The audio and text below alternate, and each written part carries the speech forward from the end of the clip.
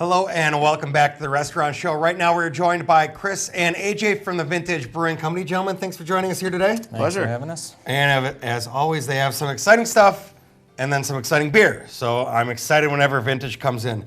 So I gotta start with this big honking monster right here. Tell us a bit about that guy. So we just debuted a new menu last week, and this has been one of the, actually all three of these have been one of the more popular items from those new menu items. And this particular sandwich was not created by myself. It was created by a young guy in my kitchen by the name of Devon Porter.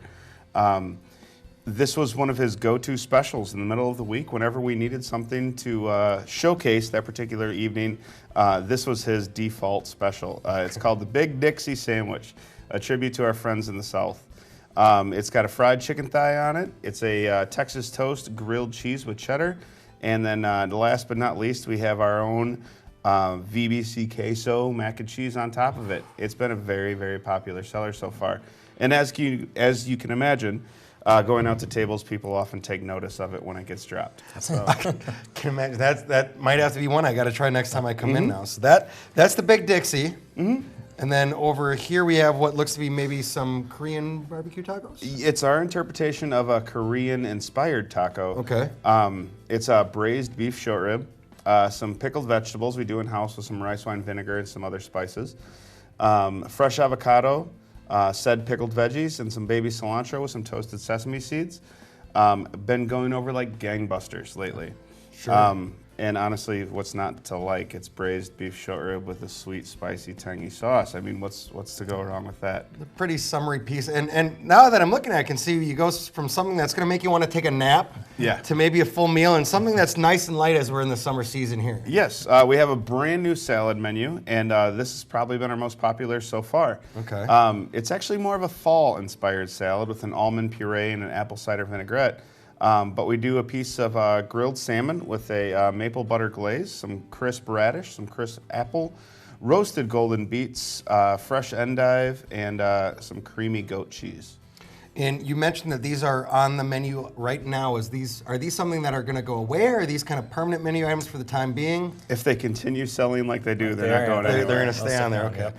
Always got to check. I got to figure out how soon I got to rush to try what I want to try with you guys. I think these will be around for a little while. They've been going over real well. Sounds good. That might be enough for breakfast and lunch one day. And then beer. We got to get to beer because Vintage does such a great job. The Berliner Geist. Berliner Geist and is a Berliner Weiss style beer. Okay. I brought this along because it's a nice, along with some summer patio salads and entrees. This is a nice summer patio drinking beer.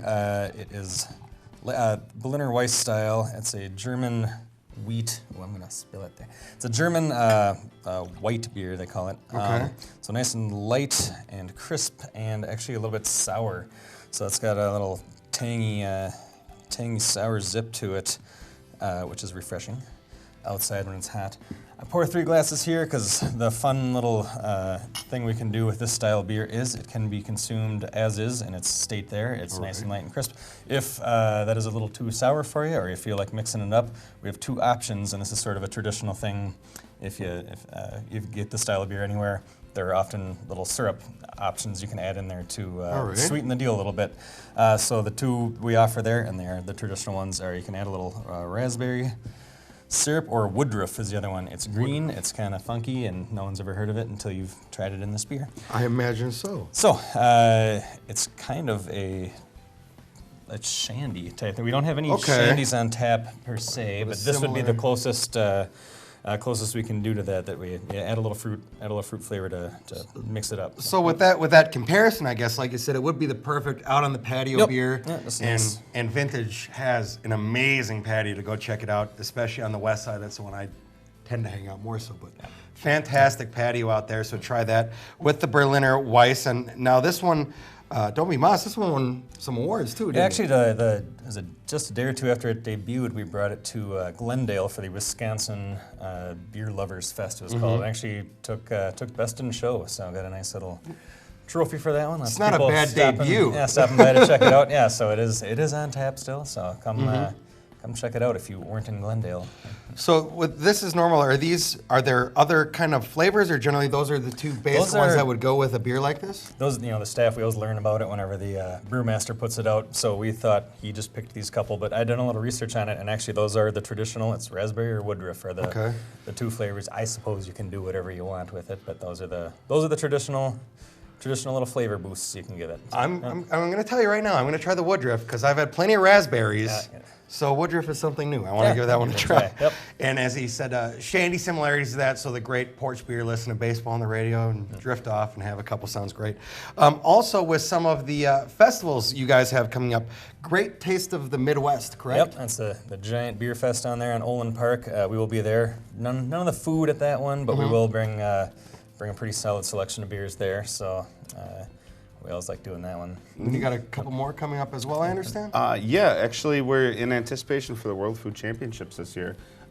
We are looking to get involved in a few more categories and 2 more competitions. So we could be heading down to Caroline Stream for the Bull Burger Challenge, which again would be entry to the World Food Championships. And also we may be heading to River Falls, Wisconsin, for their Bacon Bash. I believe that's their 3rd annual. And a little bit closer to home, we have Smoke in the Valley. It's a barbecue competition. We competed in their inaugural year. We have not been back since, but that's in Spring Green, Wisconsin, and it's sponsored by Prem's Meat. Oh, okay. So, yeah, kind of close to home.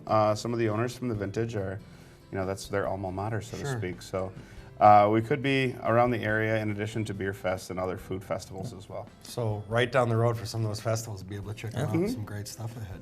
And if there's any voting going on at them, do swing by and let the judges know who you like. So. Well, they're the first ones to ask. So go to the festivals, vote for Vintage, because the beer's fantastic. The food is always amazing. As I said, they have a phenomenal patio, and you still have plenty of time with this beautiful Wisconsin weather to get out there and check it out. So go get an entree, go get a salad, and go try some of the fantastic beer they have over at Vintage. AJ, Chris, thank you guys so much for joining us here again. Thank you. Pleasure. We'll be right back to more of the Restaurant Show in just a moment.